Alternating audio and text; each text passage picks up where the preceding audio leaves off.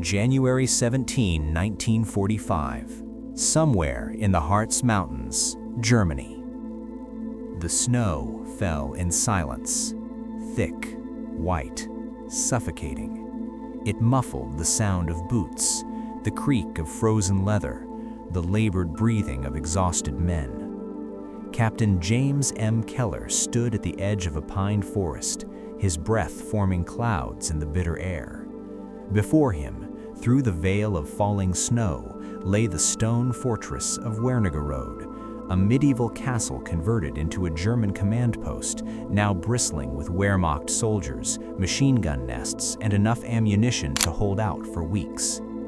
Keller's force consisted of 37 men, 37 cold, hungry, under-equipped American soldiers of the 3rd Armored Division, cut off from their main column during the push through the Harz.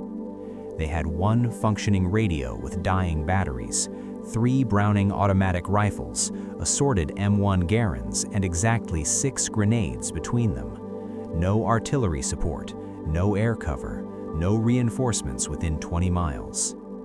In his gloved hand, Keller held a piece of paper, a surrender ultimatum he had written himself in broken German using a phrasebook and sheer audacity.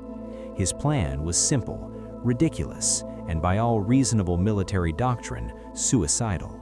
He intended to walk up to the fortress gates and demand the immediate, unconditional surrender of the entire German garrison. His sergeant, a farm boy from Iowa named Dale Pritchard, had stared at him as if he'd lost his mind.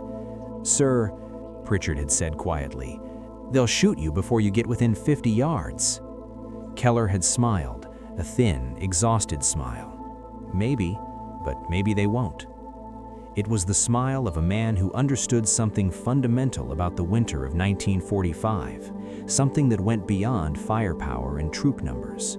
He understood that wars are not won by bullets alone. Sometimes they are won by the weight of inevitability, by the crushing psychological burden of knowing you've already lost, even if the final shot hasn't been fired.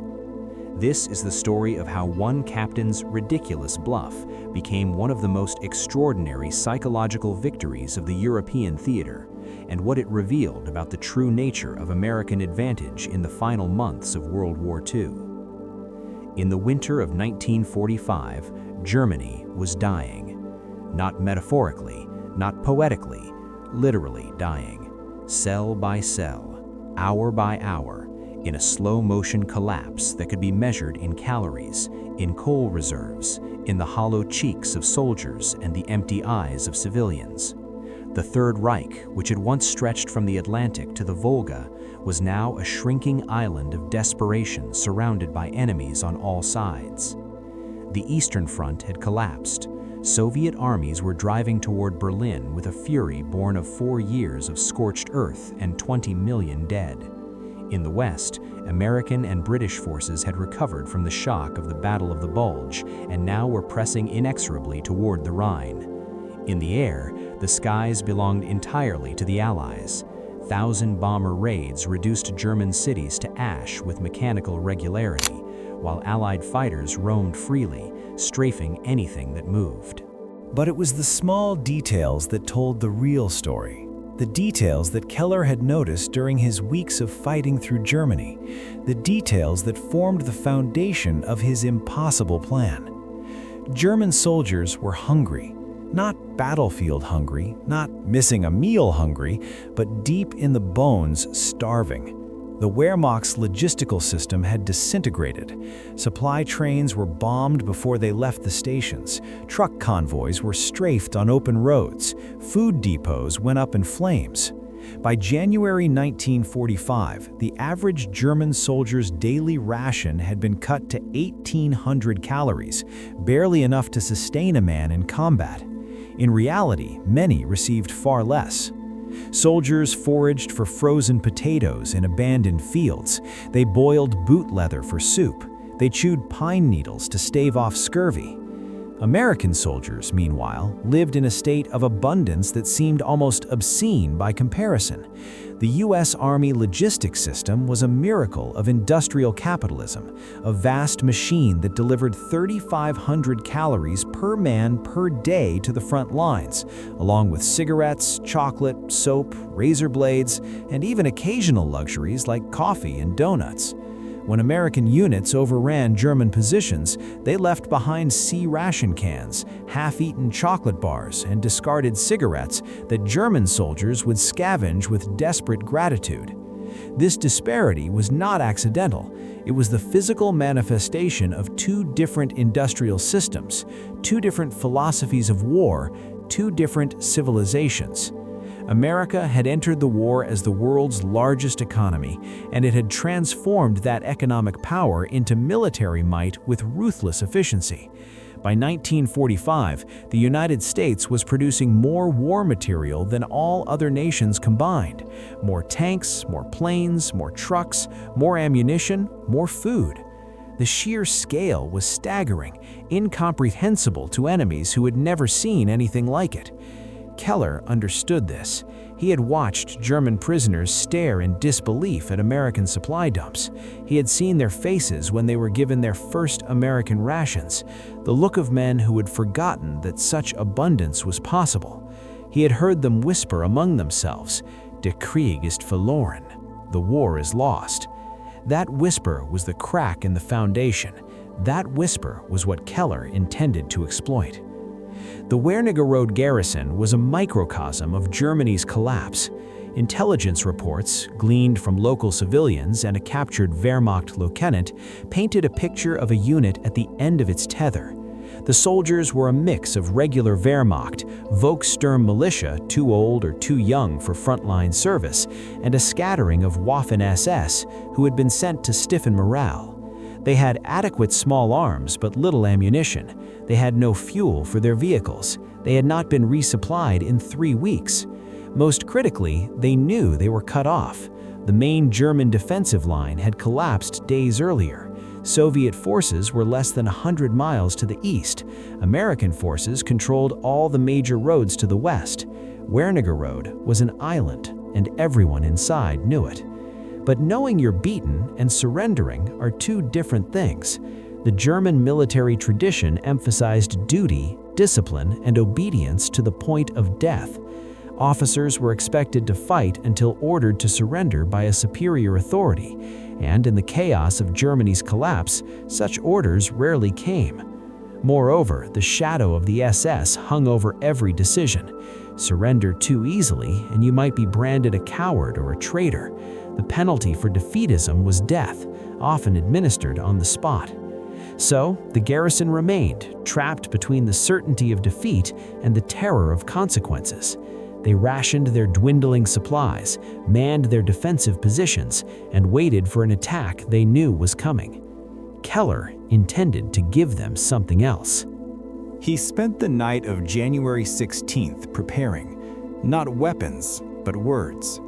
Using the captured lieutenant as a translator and consultant, Keller composed his surrender demand with the care of a lawyer drafting a contract. Every phrase was calculated to appeal to German military psychology while emphasizing the hopelessness of continued resistance. The document began with formality.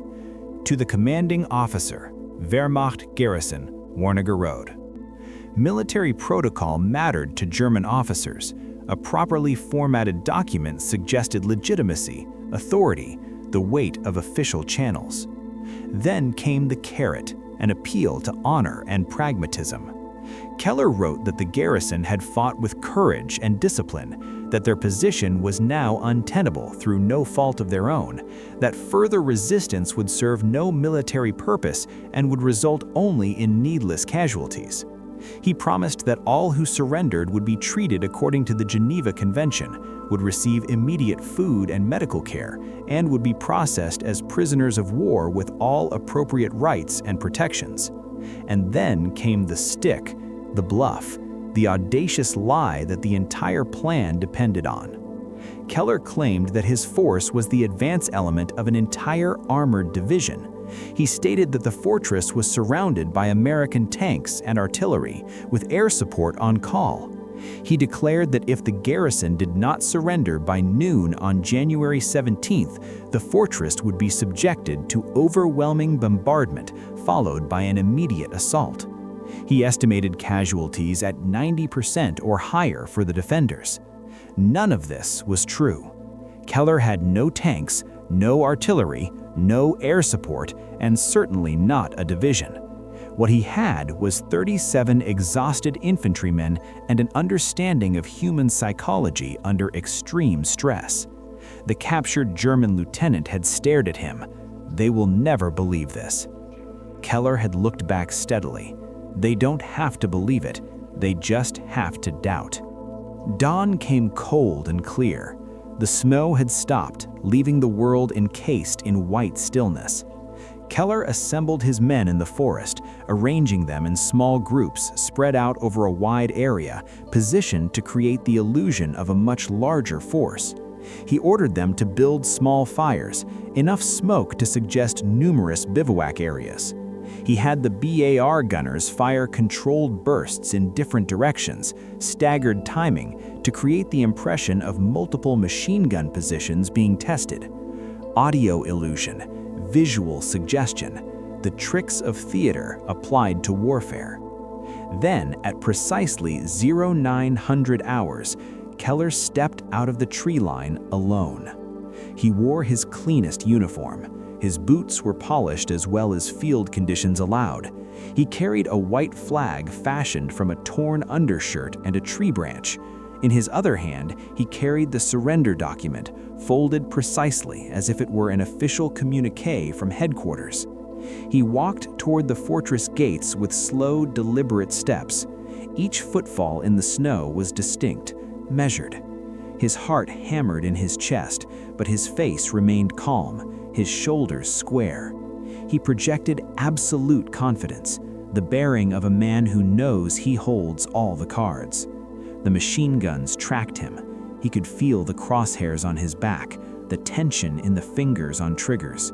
200 yards, 100, 50.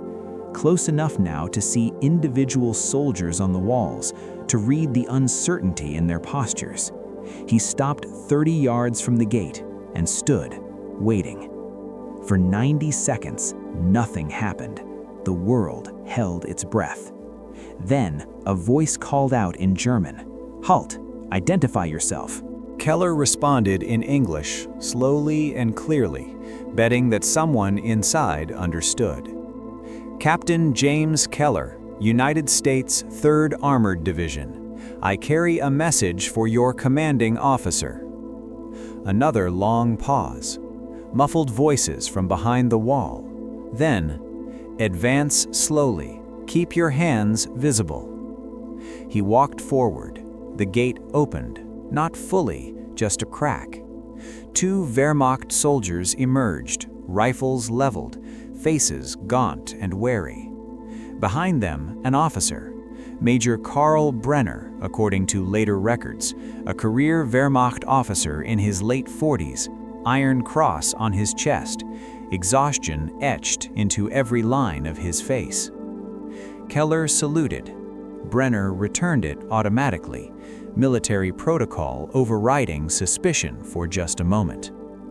Keller handed over the document. "Major, I am instructed to deliver this communication and await your response." Brenner took the paper, unfolded it, read it slowly. His face revealed nothing, but Keller watched his eyes, watched them move to the tree line, to the smoke rising from multiple points, to the expanse of forest that could conceal anything. Watched him calculate, doubt, fear.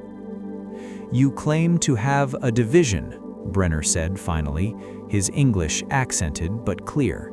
"I see only forest." "The bulk of our forces are positioned beyond visual range, Major. Standard tactical deployment." Keller's voice was utterly calm. "I'm sure you understand the doctrine. Armored units do not expose themselves unnecessarily before an assault." It was perfect military logic, plausible, exactly what a real American advance force would do. Brenner looked at him for a long moment. "And if I refuse your generous offer?" Keller met his gaze. "Then at noon, Major, this fortress will cease to exist. I will be candidly honest with you. My orders are to reduce this position by any means necessary, but I am also instructed to minimize casualties where possible. You are a soldier. You understand military reality. Your position is untenable. You have no supply line, no reinforcements, no possibility of relief. Surrender now, and your men live. They eat warm food today. They sleep in heated buildings tonight. They go home when this war ends." He paused. "Refuse, and they die for a fortress that has no strategic value in a war that is already lost." The words hung in the frozen air. Brenner's face remained impassive, but something shifted in his eyes, a flicker of something that might have been relief or resignation, or simply the exhaustion of a man who had carried an impossible burden for too long. "I must consult with my officers," Brenner said finally. "You have until noon, Major. I will wait here." Brenner turned and walked back through the gate. It closed behind him with a dull boom that echoed off the stone walls. Keller stood alone in the snow and waited. He did not look at the machine guns still trained on him. He did not shift his weight or show any sign of nervousness. He simply stood, the physical embodiment of certainty, as if the outcome had already been decided and this was merely a formality. Inside his chest, his heart was trying to break through his ribs. The debate inside the fortress lasted 90 minutes. Later interviews with German survivors revealed the dynamics. Brenner presented Keller's ultimatum to his staff, 2 Wehrmacht captains, 1 lieutenant, and the SS liaison, an Obersturmführer named Dietrich. The discussion was heated. Dietrich argued for resistance. He invoked duty, honor, the oath to the Führer. He suggested that the American claim was a bluff, that no division would send a single officer to deliver surrender terms. He proposed that they kill Keller and prepare for a siege. Brenner countered with cold pragmatism. He detailed their supply situation: 4 days of reduced rations remaining, ammunition for perhaps 3 sustained engagements, no medical supplies beyond basic bandages.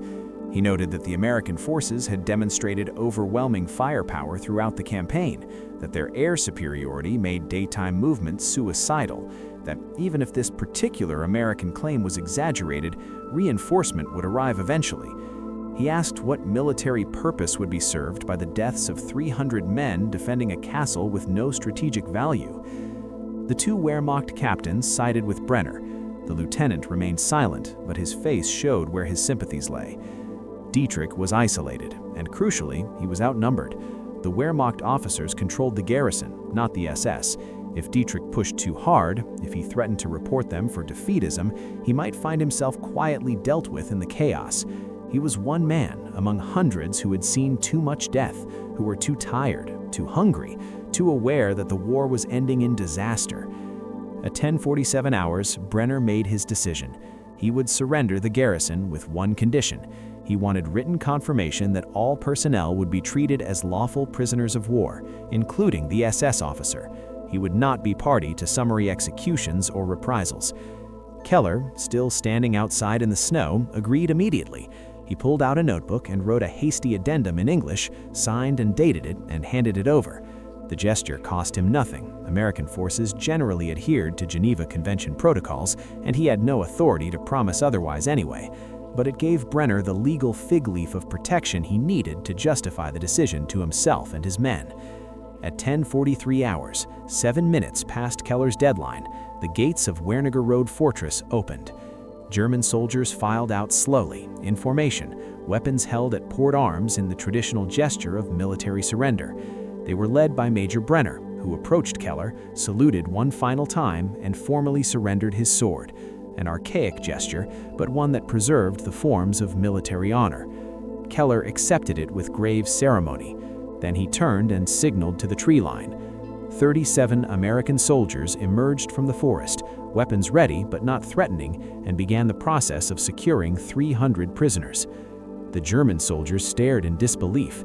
They had been expecting tanks, artillery, a division. Instead, they saw a platoon, a single, under-strength platoon. And in that moment, they understood. They had been bluffed. Completely, utterly, impossibly bluffed. Brenner's face went through a series of expressions: shock, comprehension, anger, and finally, against all odds, a bitter sort of admiration. He looked at Keller with something that might have been respect. He said quietly, "You lied." "I exaggerated," Keller corrected. "There's a difference, Major. We could have killed you all." "Yes," Keller agreed. "You could have, but you didn't, because you knew, all of you knew, that it doesn't matter how many of us there are today. Tomorrow, there will be more. Next week, more. We can lose this battle and win the war. You can win this battle and still lose the war. That's the difference, Major. That's what you surrendered to. Not my 37 men. You surrendered to inevitability." Brenner said nothing, but he nodded very slightly. The immediate aftermath was chaotic. Keller's men were vastly outnumbered by their prisoners and acutely aware of how fragile the situation was. If the Germans had realized the truth during the surrender and chosen to fight, the outcome would have been swift and ugly. But the psychology held.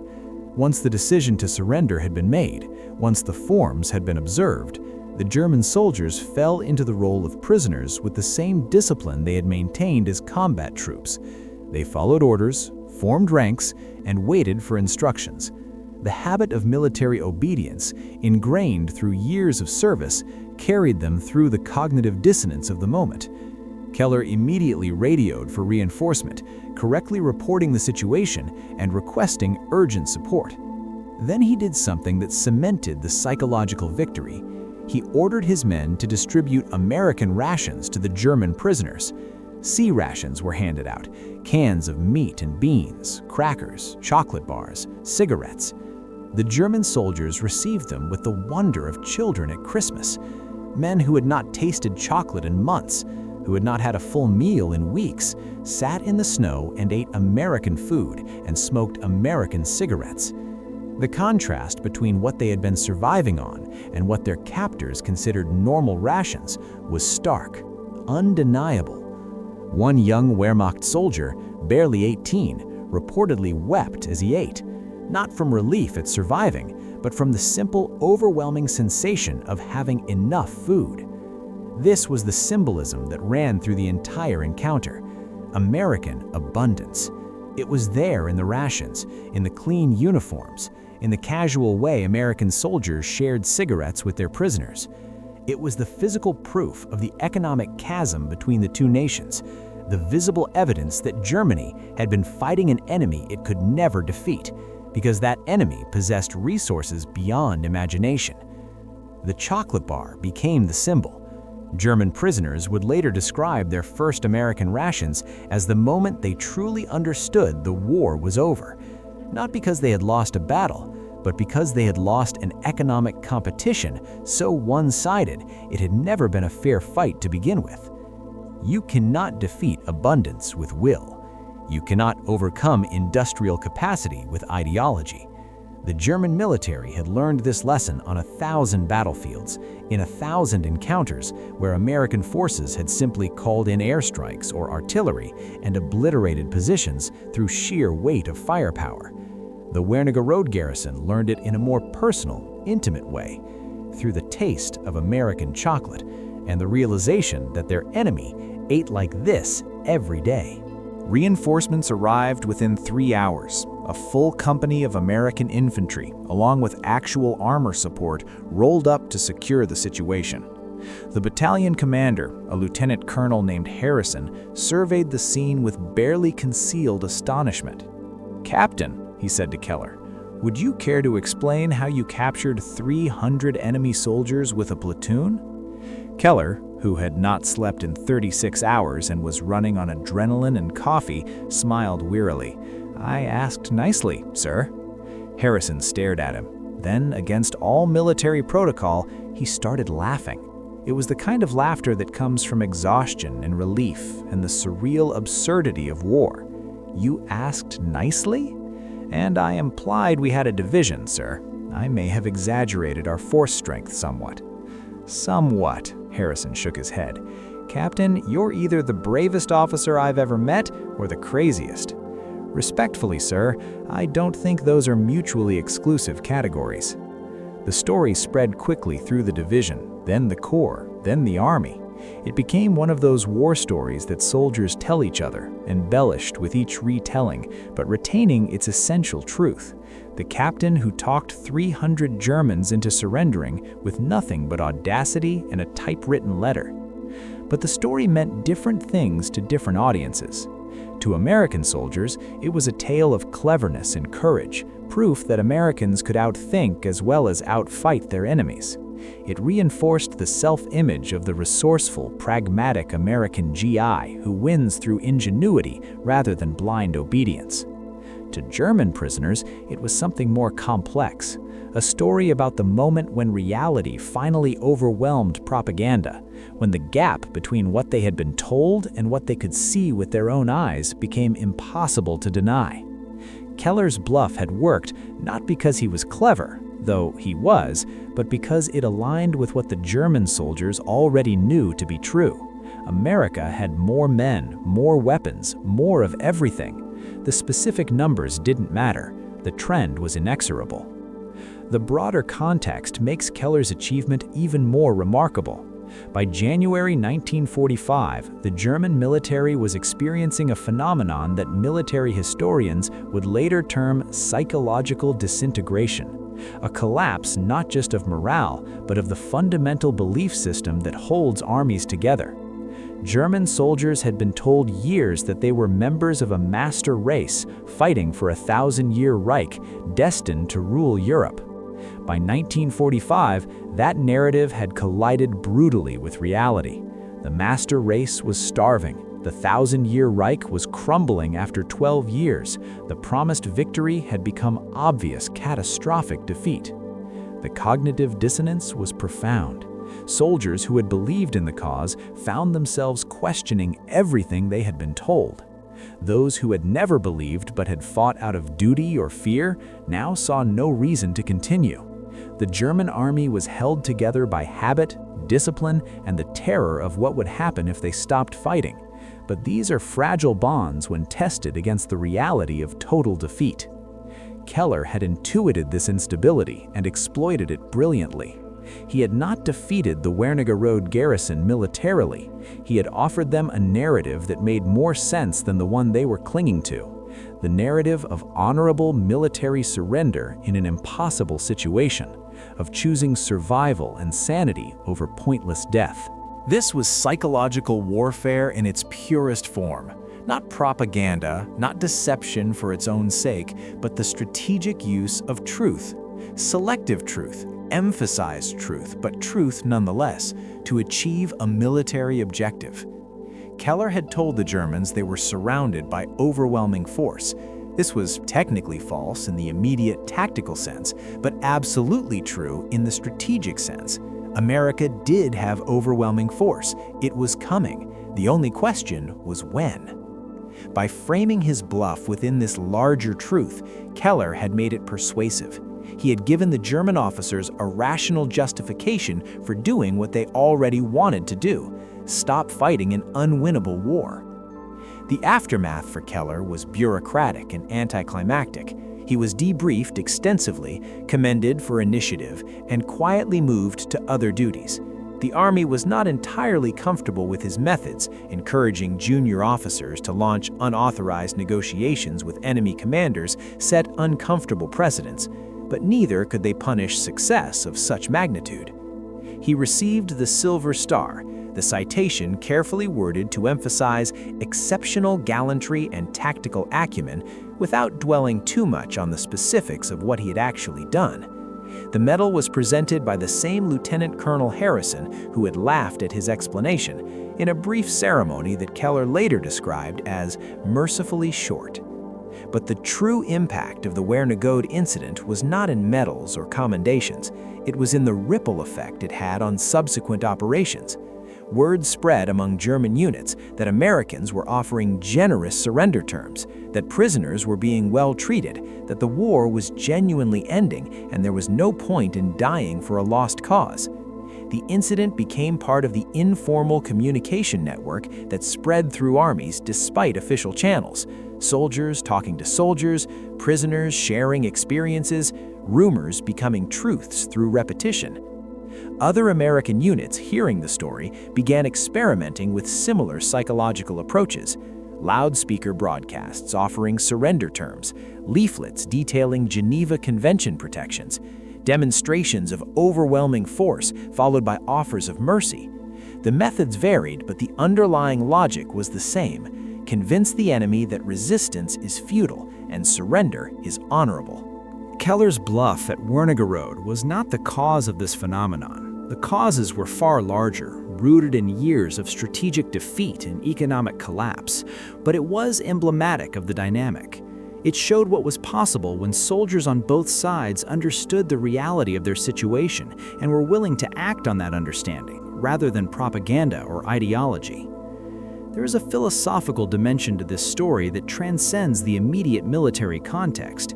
It speaks to questions of truth, power, and persuasion that remain relevant long after the specific battles have faded into history.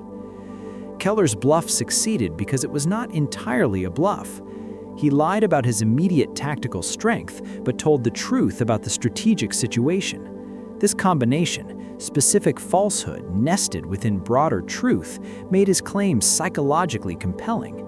The German officers knew he might be exaggerating, but they also knew he was fundamentally correct about the trajectory of the war. The lie was plausible because the truth was undeniable. This is a profound insight about human psychology under conditions of uncertainty. People are not simple truth detectors who can always distinguish fact from fiction. Rather, they are sense-makers who construct narratives from incomplete information using plausibility, consistency, and confirmation of existing beliefs as guides. Keller had crafted a narrative that fit what the Germans already suspected, that continued resistance was futile, that American resources were overwhelming, that the war was lost. The bluff worked because it told them what they already knew. This raises uncomfortable questions about the nature of truth in military and political contexts. How much of warfare is objective reality, and how much is competing narratives about reality? When does strategic deception become psychological insight? Where is the line between clever tactics and manipulation? Keller's defenders would argue, and history suggests they are correct, that his actions shortened the conflict and saved lives on both sides. The alternative to his bluff was an actual assault that would have killed dozens or hundreds of men in service of no meaningful military objective. By convincing the garrison to surrender through psychological pressure rather than firepower, he achieved a more humane outcome. But the method was manipulation nonetheless. He used the Germans' exhaustion, hunger, and fear against them. He exploited their military culture's emphasis on honor and protocol to create a surrender that felt acceptable within their value system. He crafted the perfect psychological trap and walked them into it with their full cooperation. This is the paradox of Keller's victory. It was simultaneously compassionate and ruthlessly calculating. He saved lives through deception. He offered mercy through threat. He provided an escape route while eliminating alternatives. Perhaps that is the deepest truth of the story, that war forces impossible choices, that victory and mercy are not always opposites, that sometimes the most humane option is also the most manipulative. The symbolism of American abundance runs through this story like a thread through fabric, impossible to separate from the whole. It was there in Keller's clean uniform, in the promise of immediate food and medical care, in the sea rations handed out to prisoners, in the visible evidence of an industrial system that could deliver luxury to the front lines while Germany's soldiers starved.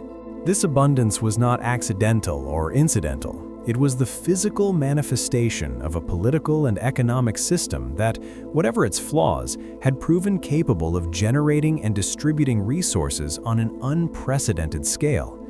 The American economy in World War II was a juggernaut, producing more goods in 1944 than the rest of the world combined.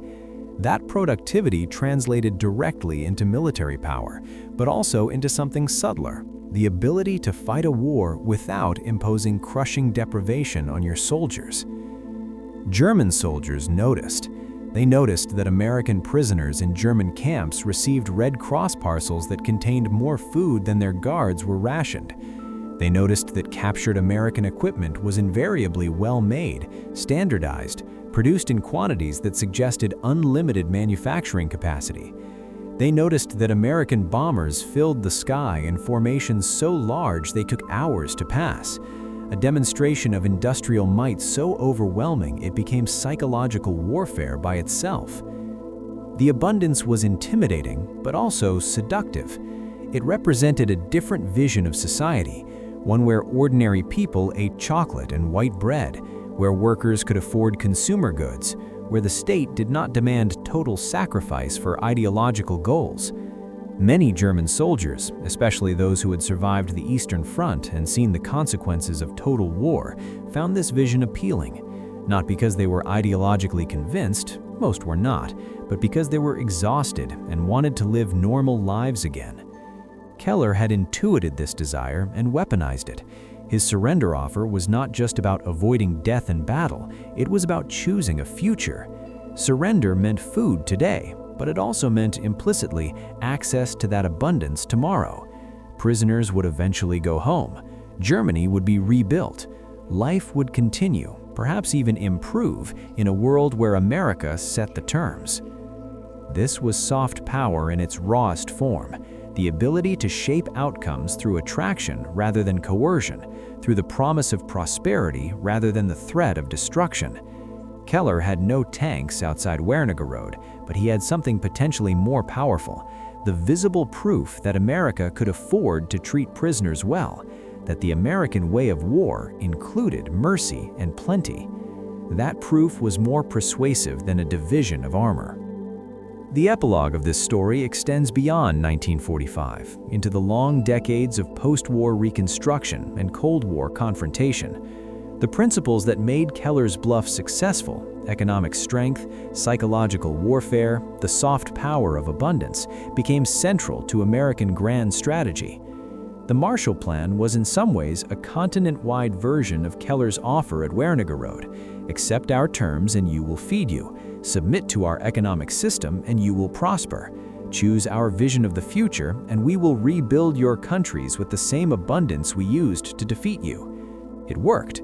Western Europe chose the Marshall Plan over Soviet communism in large part because it delivered tangible benefits, immediate improvements in living standards, the promise of prosperity over ideology.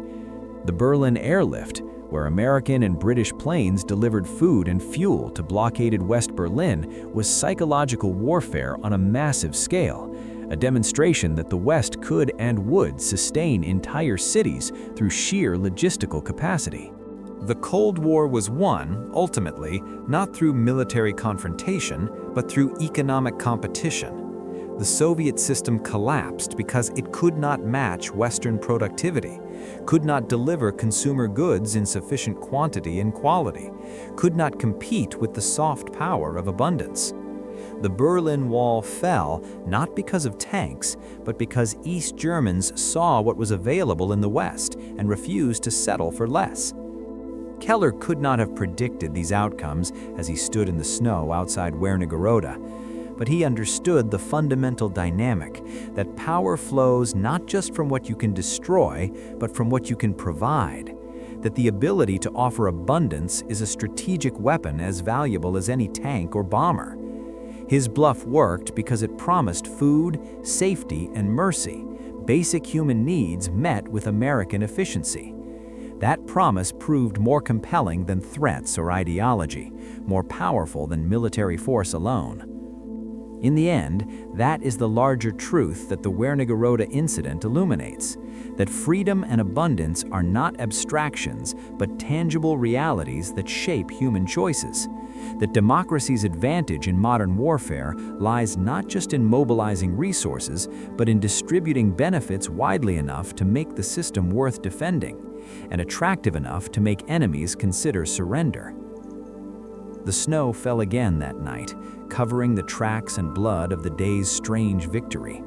Captain Keller, finally permitted to rest, sat in a commandeered German building with his men, drinking coffee that was real and hot and American. Outside, 300 German prisoners slept in heated barracks, guarded by 37 exhausted soldiers who had somehow convinced them to surrender.